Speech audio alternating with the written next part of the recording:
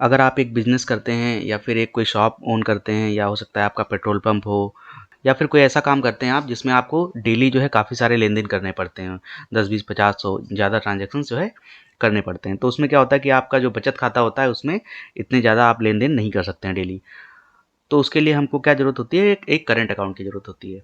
अब अगर current account की ज़रूरत है तो उसमें 2 रिक्वायरमेंट हो सकती हैं। हो सकता है कि आप कोई ऐसा काम कर रहे हैं जिसमें केवल आपको एक से ज़्यादा या बहुत सारे लेन-देन जो है करने पड़ रहे हैं, लेकिन आपकी कोई कंपनी नहीं है, आपकी कोई शॉप नहीं है जिसका कोई एक नाम है, कोई फ़र्म नहीं है इनफैक्ट। तो उसमें क्या है कि आपके पास ऑप्शन होता है कि आप अपने नाम से जो है एक अकाउंट खुला सकते हैं। तो जो करंट अकाउंट है उसके 2 टाइप होंगे, एक पर्सनल और एक फ़र्म। तो जो पर्सनल करंट अकाउंट है, वो हम कब खुलाते हैं, जैसे मान लीजिए आपका नाम समीर है, तो जो आपका करंट अकाउंट रहेगा वो आपके समीर के नाम से रहेगा। तो इसमें आपको कोई भी कंपनी की कोई भी रजिस्ट्रेशन या कुछ भी दिखाने की ज़रूरत नहीं है। आप नॉर्मल अपना एक करंट अकाउंट खुलवा सकते हैं जिसमें आप जितने ज़्यादा ट्रांज़ैक्शंस कर सकते हैं। अब इसके लिए आपको क्या ज़रूरत होगी, आपका एक आधार कार्ड लगेगा, पैन कार्ड और आपकी फ़ोटोज़ लगेंगी।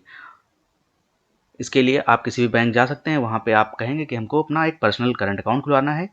तो अगर आपका वहाँ से पहले से सेविंग अकाउंट है तब बढ़िया है, अच्छी बात है। अगर नहीं भी है तभी भी आपका पर्सनल करंट अकाउंट खुल जाएगा। उसमें आपको एटीएम भी मिलेगा, उसमें आपको चेकबुक भी मिलेगी। जो आपका पर्सनल करंट अकाउंट है उसमें आपको एक 10,000 रुपये का मंथली एवरेज बैलेंस आपको मेंटेन करना होता है। आपकी नेट बैंकिंग मिल जाती है, उससे आप अपना ट्रांजैक्शन देख सकते हैं। उसमें जो जो भी आपके करंट अकाउंट्स होते हैं उसमें आपको कोई भी पासबुक नहीं दी जाती है। जो सेविंग अकाउंट होते हैं उसमें आपको पासबुक मिल जाती है, लेकिन जो करंट अकाउंट होते हैं उसमें पासबुक नहीं दी जाती है, क्योंकि इसमें करंट अकाउंट का पर्पज़ ये होता है कि आपके बहुत सारे लेन-देन होते हैं। अब इतने सारे लेन-देन होते हैं तो अगर आपको पासबुक दी जाएगी तो वो बहुत जल्दी जो है भर जाएगी। इसीलिए इसमें एक सिस्टम होता है स्टेटमेंट्स का, कि आप स्टेटमेंट निकाल सकते हैं। तो आप ऑनलाइन भी अपना स्टेटमेंट, जो आपकी इंटरनेट बैंकिंग की आईडी पासवर्ड मिलेगा, आप उससे अपना स्टेटमेंट निकाल सकते हैं, डाउनलोड कर सकते हैं, उसका प्रिंट भी ले सकते हैं, या फिर आप ब्रांच में भी जा सकते हैं और एक एप्लीकेशन दे के आप अपना स्टेटमेंट जो है ले सकते हैं।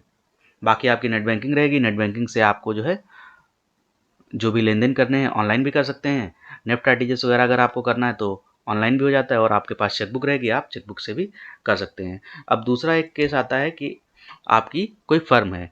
मान लीजिए आप एक जनरल स्टोर चलाते हैं जिसका नाम है वर्मा जनरल स्टोर। तो अब इसमें क्या है, आपके बहुत सारे लेन-देन होंगे। हो सकता है आप क्यूआर कोड रखे हों जिसमें कस्टमर्स आके जो है अपना डेली जो है ट्रांज़ैक्शंस करेंगे बहुत सारे, या आप कहीं से सामान मँगाएँगे उसके लिए आपको पेमेंट करना रहेगा। तो उसके लिए आपको अपनी फ़र्म का एक नाम का अकाउंट खुलवाना पड़ेगा। तो उसके लिए आपको जो ज़रूरत पड़ेगी जिन डॉक्यूमेंट्स की, वो हैं आपको, जैसे मान लीजिए आपका फ़र्म का नाम है वर्मा जनरल स्टोर, तो आप अपना जीएसटी नंबर बनवा लीजिए, उसका जो है नाम रहेगा वर्मा जनरल स्टोर। तो अगर आपको अकाउंट खुलवाने जाना है बैंक में तो आपको जीएसटी नंबर लगेगा, आधार कार्ड आपका लगेगा, पैन कार्ड लगेगा, आपकी फ़ोटोज़ लगेंगी, और आपका जो बिज़नेस आप जहाँ भी कर रहे हैं उसके पास में जो भी ब्रांच है आपकी। ये नहीं कि आप यूपी में जो है बिज़नेस कर रहे हैं और आप दूसरी स्टेट में या दूसरी डिस्ट्रिक्ट में जाके अकाउंट खुलवा रहे हैं, तो वहाँ पे अकाउंट वो लोग नहीं खोलेंगे, क्योंकि ये अकाउंट होता है आपका फ़र्म का।